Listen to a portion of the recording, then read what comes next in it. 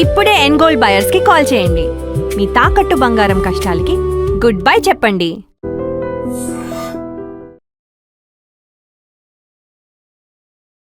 Hi నమస్తే, welcome to iDream media. నేను మీ రొద్దం శ్రీనివాస్. స్వాతంత్రం ఇప్పుడు ఇది దేశభక్తికి ఒక పర్యాయ పదమే కాదు, కొత్తగా వస్తున్న అనేక కమర్షియల్ సినిమాలకి, పాన్ ఇండియా సినిమాలకి ఒక అతిపెద్ద మార్కెట్గా మారింది. అసలు సినిమాల్లో దేశభక్తి సినిమాకి ఎలా వ్యాపించింది, ఇలాంటి విషయం మీద ప్రముఖ సినీ విశ్లేషకులు, సీనియర్ జర్నలిస్టు జిఆర్ మహర్షి గారితో మాట్లాడదాం. సార్ నమస్తే. నమస్తే సీను. సార్, బ్రిటిష్ కాలంలో సినిమాల మీద చాలా గట్టిగా సెన్సార్ ఉండేది. కానీ ఆఫ్టర్ ఇండిపెండెన్స్, ఇప్పుడు ప్రస్తుతం అయితే ఈ ఓటీటీ, యూట్యూబ్ వచ్చిన తర్వాత డిజిటల్ మీడియాకు ఒక విపరీతమైన స్వేచ్ఛ వచ్చింది. ఈ స్వేచ్ఛ అనేదాన్ని మనం సమాజానికి మేలు చేసేదిగా చెప్పుకోవచ్చా, లేదా కీడు చేస్తున్నదిగా చెప్పుకోవచ్చా? స్వేచ్ఛ ఏమిటంటే, స్వేచ్ఛ అనేది ఒక కత్తి. అది ఉమ్, నువ్వు పళ్ళైనా కోసుకో, గొంతైనా కోసుకో.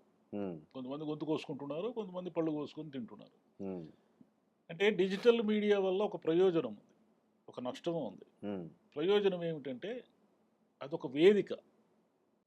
అనేక కళలకి, అనేక వాయిసెస్ అంటారే, అంటే గొంతుక. నీవు నీ వాయిస్ని రైజ్ చేయడానికి ఒక వేదిక ఉంటుంది. ఉమ్, ఇదేమిటంటే, ప్రతివాడు తన అభిప్రాయాన్ని చెప్పడం వల్ల ఏమవుతుందంటే, ఉమ్, దాంట్లో రకరకాల మిక్సింగ్, రకరకాల గబ్బు గలీజు, అంటే ఎవడికి తోచింది వాడు మాట్లాడడము, ఎవడి ఐడియాలజీ కొద్ది వాడు మాట్లాడడము, నోటికి ఏమొస్తేది మాట్లాడడము, ఈ రొచ్చు ఒకవైపు నడుస్తూ ఉంటుంది. ఉమ్, కానీ దీనివల్ల ఉపయోగం ఏమిటంటే, రెండు రకాల ఉపయోగాలు ఉన్నాయి. ఇప్పుడు నువ్వు అబద్ధాన్ని సత్యం చేయొచ్చు, సత్యాన్ని అబద్ధం చేయొచ్చు, కానీ నిజాన్ని దాచిపెట్టడం అంత ఈజీ కాదు. ఇప్పుడు కరెక్ట్. నువ్వు ఏదైనా ఒక మాట అనేసావు, నేనెప్పుడన్నా అనేక లేదు, ఆ వీడియో సాక్షి మేడం ఉంటుంది.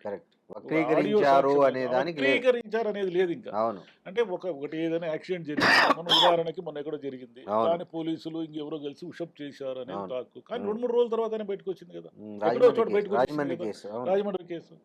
అంటే నిజాన్ని అబద్ధంగా మనం మార్చలేము, అది వచ్చేస్తుంది ఏదో రోజు బయట. ఇది దీనివల్ల డిజిటల్ మీడియా, సోషల్ మీడియా వల్ల జరిగిన అతిపెద్ద మేలు.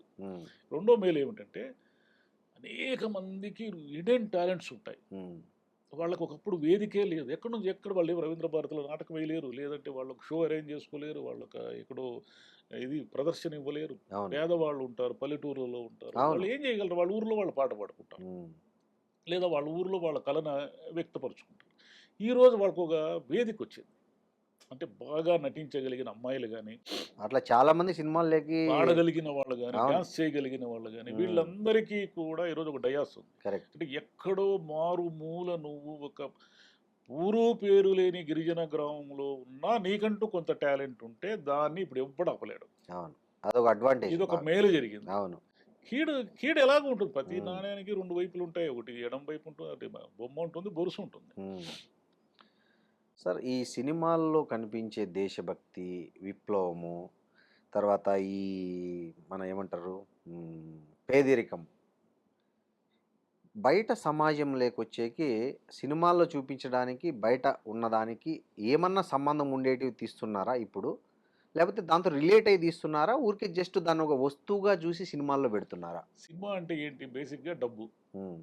నువ్వు అది కళే కావచ్చు, కానీ డబ్బు అంటూ ఉంటేనే అది కళ. ఒక సినిమా తీయాలంటే నీకు మినిమం బడ్జెట్ ఉండాలి. 1 కోటి రూపాయలు, 50 లక్షలు, 1 కోటి రూపాయలు, 2 కోట్లు, 3 కోట్లు, 100 కోట్లు, ఎంతో కొంత కావాలి. అవును. దీన్ని వాళ్ళు ఏం చేస్తారంటే, అమ్ముడు పోతే, అంటే నీకు దేశభక్తి అమ్ముడు బాగా బాగా చూస్తారయ్యా అంటే దాన్ని తీస్తారు. స్వాతంత్రం అనేది ఏదో పెట్టి దాన్ని తీస్తారు. పూర్వం ఏముండేదంటే, మీరు చెప్పినట్టు బ్రిటిష్ కాలంలో మనకి సినిమా ఇంత లేదు, ఇన్ని సినిమాలు లేదు కదా, ఇంత ఇండస్ట్రీ లేదు కదా. మనకు స్వాతంత్రం వచ్చిన తర్వాతే మన ఇండస్ట్రీ, తెలుగైనా ఇంకోటైనా, భారతదేశ చలనచిత్ర పరిశ్రమ అంతా కూడా ఒక రేంజ్కి ఎదిగింది. సెన్సార్ ఉన్నప్పటికీ కూడా మన సినిమాల్లో ఎంతో కొంత దేశభక్తి, అంటే ఆ రోజుల్లో మీకు 1947 నుంచి తీసుకుంటే 47 to 57, ఒక 1960 వరకు వచ్చిన సినిమాలన్నీ నువ్వు జాగ్రత్తగా గమనిస్తే నీకేం కనిపిస్తుందంటే, హీరో ఉదాత్తమైన భావాలతో ఉంటాడు. అవును. హీరో దేశం పట్ల కానీ సమాజం పట్ల కానీ బాధ్యతతో ఉంటాడు. ప్రతి సినిమాలోనూ ఒక గాంధీ టోపీ పెట్టుకోనో లేక ఆ పైజామా కద్దరు వేసుకొని ఒక పాట పాడతాడు. ఆ పాట పాడినప్పుడు నెహ్రూ గారినో గాంధీ గారినో కట్స్ చూపిస్తుంటారు. అప్పుడు మా పిల్లలంతా చప్పట్లు కొట్టేవాళ్ళు. ఇది 60 వరకు కొనసాగింది. 60 వరకు మనకు వచ్చిన స్వాతంత్రము మనం కాపాడుకోవాలి, మన దేశం అంటే మన భక్తితో ఉండాలి, ఇలా మనకు ఉండింది. అంటే జనం లేక ఆ భావజాలాన్ని విస్తృతంగా వ్యాప్తి చేయడంలో సినిమా ఒక మాధ్యమంగా ఉపయోగపడింది. అవును. 60s తర్వాత కొంచెం కాలం మారింది. 60s తర్వాత జరిగిన పరిణామం ఏంటి, చైనా యుద్ధంలో మనం ఓడిపోవడం కూడా కొంత మోరల్ గా మనల్ని దెబ్బతీసింది. ఒక యుద్ధంలో ఓడిపోయాం కదా, నెహ్రూ గారి కాలంలో ఓడిపోయాం. తర్వాత రోజుల్లో ఈ లోకల్ పొలిటీషియన్లు విపరీతంగా స్వాతంత్రాన్ని అప్పటి వరకు వస్తే చాలు అనుకున్న మామూలు ప్రజలు ఈ దుర్మార్గుల్ని మనం అధికారంలోకి తేవడానిక, ఈ దుష్టులని మనం అధికారంలోకి తేవడానికి అనే వాళ్ళు ఎక్కువయ్యారు. కరెక్ట్. అంటే తినడం అనమాట. అంటే దుష్టత్వం అంటే వాళ్ళు ఏమి కొట్టేవాళ్ళుగా తిట్టేవాళ్ళుగా చంపేవాళ్ళు కాదు, కానీ విపరీతమైన అవినీతికి పాల్పడుతూ ఉండడంతో 60s తర్వాత సినిమాల్లో కొంత హీరో రెబల్ గా ఉంటాడు. గాంధీ పుట్టిన దేశమా ఇది అడుగుతాడు, నెహ్రూ కోరిన సంఘమా ఇది అడుగుతాడు. అడగడం ఎందుకంటే ఆ బ్యాక్ డ్రాప్ లో మారుతా ఉంది. 70s 80s తర్వాత దేశభక్తి స్వాతంత్రం అని డాన్లు గూండాలు ఇప్పుడైతే రకరకాల వాళ్ళంతా వచ్చేసారు, వేరే దేశాలలో అయిపోయారు. హీరో కత్తి తీసుకుని 20 మందిని నరికితే విజిల్లు. ఎందుకు నరుకుతాడు? పోలీసు అనే వ్యవస్థ ఉందా? వాడు ఒక మనిషిని చంపడానికి వాడికి ఏం హక్కు ఉంది? ఏమీ లేవు, ఏ మౌలికమైన ప్రశ్నలు లేవు. ఇక స్వాతంత్రము దేశభక్తి అనేది ఏమిటంటే మనకు ఆ ఎమోషన్ రావాలంటే కార్గిల్ బ్యాక్ డ్రాప్ తో వచ్చిన సినిమాలన్నీ ఇట్టయినాయి. మనకేదో ఎమోషన్ ఉండాలి. మనం గెలిచాము పాకిస్తాన్ మీద, మనం గెలిచాము. మొన్న వచ్చిన దురందరు కూడా అలాంటి ఎమోషన్. పాకిస్తాన్ మీద మనం కుట్రలు చేసి గెలిచాము అనే ఎమోషన్ మనకి ఆ సినిమా బాగుంది అనుకోవాడు. టెక్నికల్ గా వాళ్ళు తీసిన అంత బాగుంది, కానీ ఆ ఎమోషన్ మనల్ని నడిపించింది. మనవాడు ఇలా వెళ్ళి అక్కడ కూడా చరిగా ఉండి ఇంత చేశాడా అనే ఎమోషన్ ఒకటి బ్యాక్ డ్రాప్ నడిపించింది. సరే, ఇంకొకటి ఏదైతే మన ఏఎన్ఆర్ ఎన్టీ రామారావు గారి టైంలో స్వాతంత్రం వచ్చిన కొత్తలో సినిమాల్లో చాలా స్వతంత్రం, మీరు చెప్పినట్లు ఆదర్శవంతంగా ఉండే హీరోయిజం నుంచి అప్పటికి మన తెలుగు సినిమా గ్లోబల్ స్టాండర్డ్కి పోలేదు. కానీ ఇప్పుడు మన తెలుగు సినిమా గ్లోబల్ స్టాండర్డ్స్కు రీచ్ అయింది. కానీ ఎక్కడో కంటెంట్ మిస్ అయిపోతుంది, అంటే నేటివిటీ మిస్ అయిపోతుంది ఇప్పుడున్న సినిమాల్లో.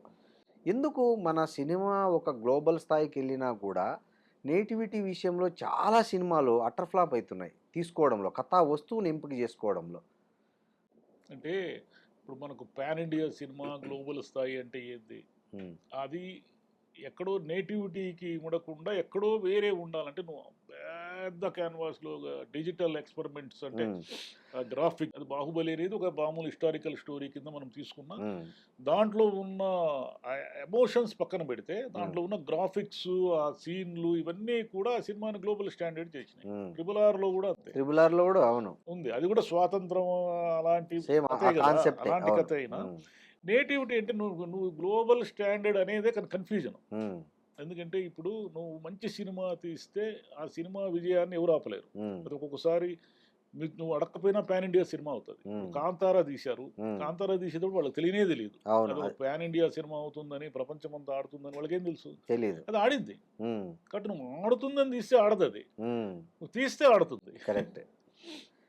ఇంకోటి సార్, ఇప్పుడు వస్తున్న కమర్షియల్ సినిమాల్లో దేశభక్తి, ఇందాక మనం మీరు కూడా చెప్పారు దురంధర్ సినిమా ఇట్లాంటివి. ఇప్పుడు మళ్ళీ ఇంకోటి ఆపరేషన్ సింధూర్ అనే సినిమా కూడా స్టార్ట్ అయిందని వింటున్నాం. సో ఇవన్నీ ఈ దేశభక్తిని కూడా కమర్షియల్గా వాడటం అనేది ఎంతవరకు కరెక్ట్? ఎప్పటి నుంచో ఉంది అది. సినిమా అనేది కమర్షియలే కదా, సినిమా బేసిక్ గా కమర్షియల్.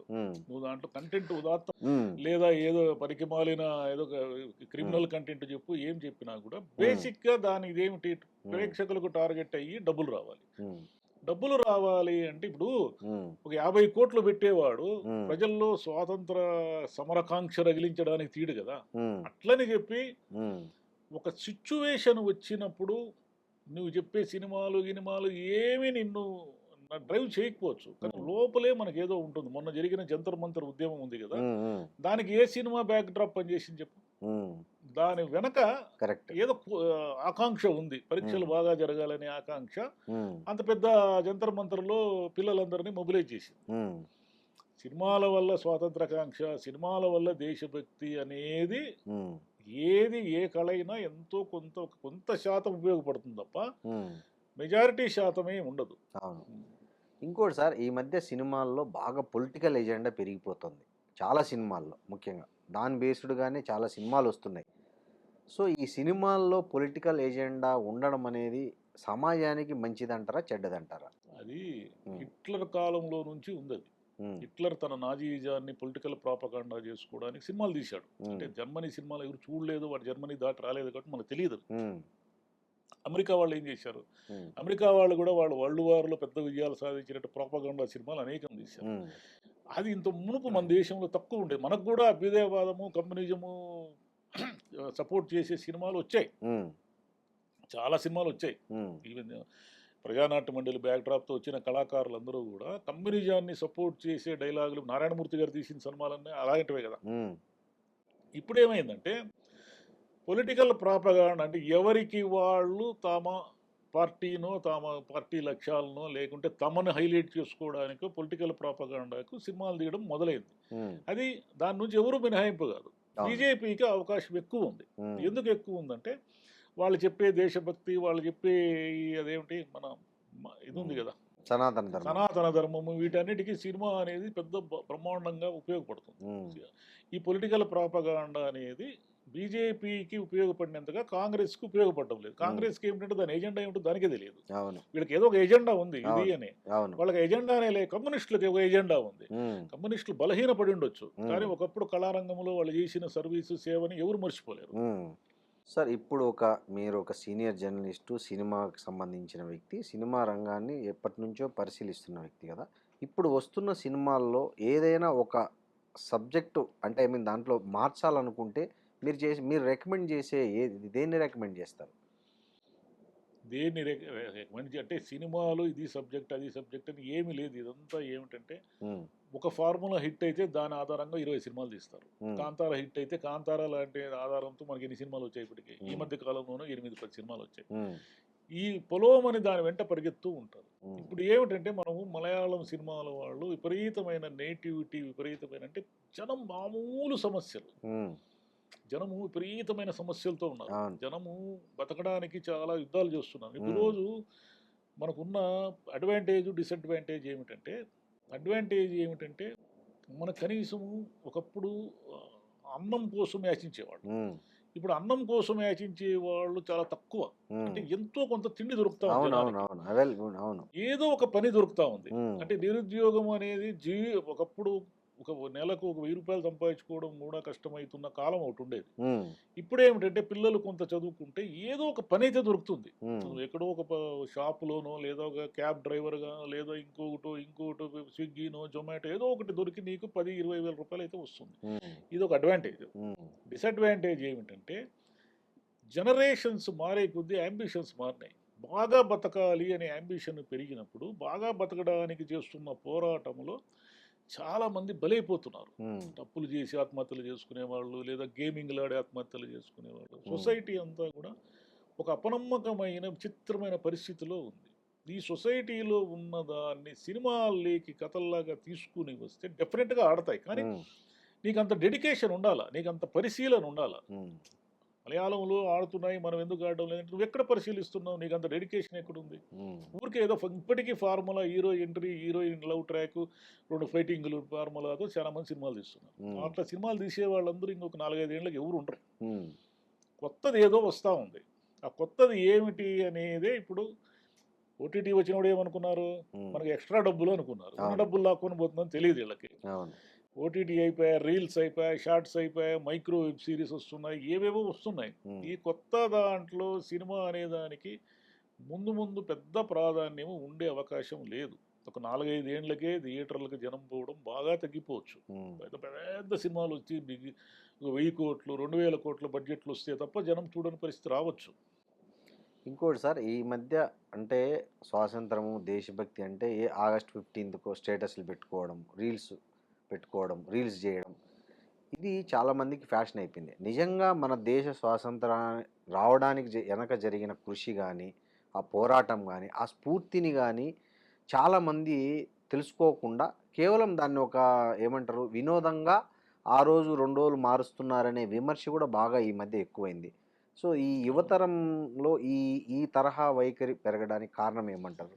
అంటే దేశం కోసము మనం ఎమోషన్ ఫీల్ కావడం వేరు, మనం పని చేయడం వేరు. ఇప్పుడు నువ్వు చెప్పే స్టేటస్ పెట్టుకునే వాళ్ళందరినీ ఒక 6 నెలలు సైన్యంలో పోయి పనిచేసినాం మనం.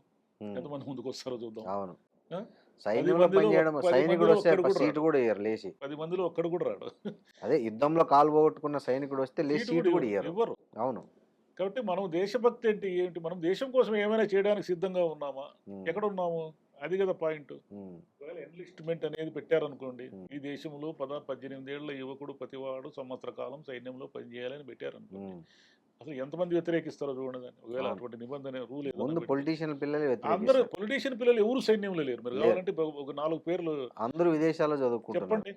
లేరు. రాజకీయ నాయకులు, ఈ దేశభక్తి సినిమాలు తీస్తున్న వాళ్ళు, స్వాతంత్రం అని స్టేటస్లు పెట్టేవాళ్ళు, వాళ్ళ పిల్లలు, మనవళ్ళు, మనవరాళ్ళు, వాళ్ళ జనరేషన్, వాళ్ళ ఖాందాన్లో ఎంతమంది సైన్యంలో పనిచేసిన వాళ్ళు ఉన్నారో చెప్పండి. అంటే దేశం కోసం అవసరమైతే ప్రాణం ఇవ్వడానికి సిద్ధపడమే కదా దేశభక్తి. అంత దేశభక్తి ఎంతమందిలో ఉంది అది చెప్పు నాకు. అది. Thank you sir. And for more videos, Please subscribe to iDream. Please subscribe to iDream. Please subscribe iDream. And please subscribe to iDream. For more videos, subscribe to iDream. please like, share, and subscribe to the channel. Congratulations, iDream. Subscribe to iDream. Subscribe to iDream. So, subscribe to iDream Media. iDream ki iDream team andarki huge congratulations. Please subscribe iDream Media. Please subscribe to iDream. Subscribe iDream. Please subscribe to iDream. iDream అంటే నా కళల channel subscribe చేసుకున్న నోరు తిరుగుతలేదు, మీరైతే గంట గుర్తు కొట్టండి. For more such videos, please subscribe to iDream. Subscribe to iDream. Please subscribe to iDream. Please subscribe iDream Media. Please do subscribe to iDream. Please subscribe to iDream Media. For best entertainment and information, please subscribe iDream. And don't forget to subscribe to iDream.